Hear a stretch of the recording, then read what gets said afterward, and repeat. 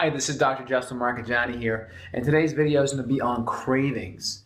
So everyone has those experiences where your cravings are out of control and you're reaching for the Pringles or for some pizza or for some refined sugar products. Why is that? So we're going to talk about simple strategies of essentially what we can do to prevent it and why that's happening in your body.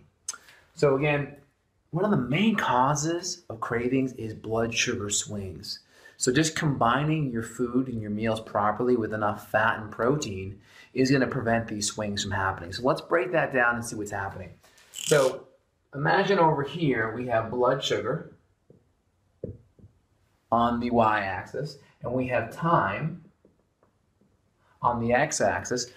If we're eating a good meal, let's say we eat a good meal but we just don't eat for a while, what happens to our blood sugar? It eventually drops. And this is what I call the satiety zone here. So the more we can stay in that zone, the less cravings, the better we're going to feel, the better mood we're going to have as well. Now, if we come in there and we eat refined sugar or we eat things that maybe have food allergens in them like gluten or dairy if you're dairy sensitive, or maybe even grains, even sugar products, alcohol, we're going to take our sugar, we're going to bring it up really high, and then we're going to drop it down really fast. And this phenomenon is known as reactive hypoglycemia, RH abbreviation. And again, our pancreas is producing a whole bunch of insulin to bring that blood sugar back down, and it pretty much always overshoots it. And then this is where we have cravings. We have cravings here, and we have cravings here. So if we combine our protein and our carbs and our fats together for our metabolic type, and that's dependent upon our activity level, how insulin sensitive we are, sleep, stress, the whole 9 yards. So if we do that, the whole idea is this.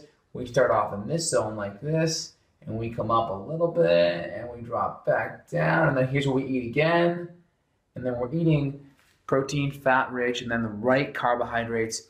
On a spectrum of carbs, we have non-starchy, starchy, low glycemic fruits, higher glycemic. So trying to stay with a non-starchy, low glycemic tends to be the best option. So we have that nice even keel here. So that's step one. Amino acids. So when we eat a whole bunch of sugar, what's actually happening is this. This will make a lot of sense. When we eat a whole bunch of sugar, we stimulate a whole bunch of insulin. And any of the amino acids in that meal all go, or the majority go, to your muscles. Now here's the issue. There's one amino acid left over. That amino acid is called tryptophan. Now tryptophan is interesting because tryptophan gets converted into serotonin.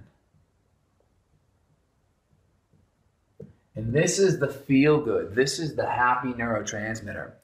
And most people say, well, why do you eat? I just comfort food, comfort eating. It's like, well, yeah, you're not, eating for comfort. You're eating for brain chemistry. You're eating for that serotonin boost.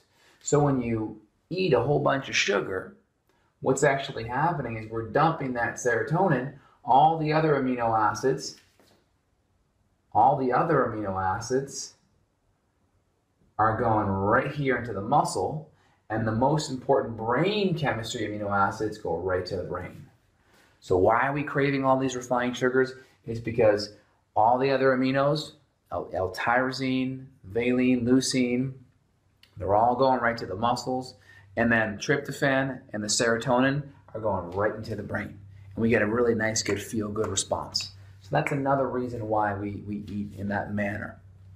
Also, foods like gluten and dairy, when we indigest them, when we don't properly fully digest them, we create gluteomorphines and or prodynorphines and or caseomorphines.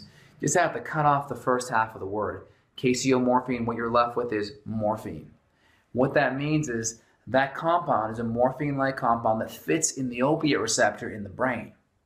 And the opiate receptor is the same receptor that heroin, Vicodin, etc., all these things fit in a really good feel-good receptor. So if we pop that in there, well, we're going to create this level of this essential high that we're going to be addicted to.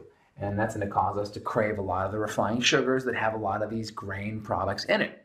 So that kind of explains another reason why you may have cravings. Hormonal fluctuations. So females know this the most because their hormones fluctuate like an orchestra throughout the month. Let's break that down briefly here. Here's day 0. Here's day 28. Your typical female, her cycle is going to go like this.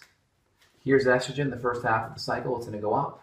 It's going to drop right around here and then drop again. So right here, this is just about where ovulation is.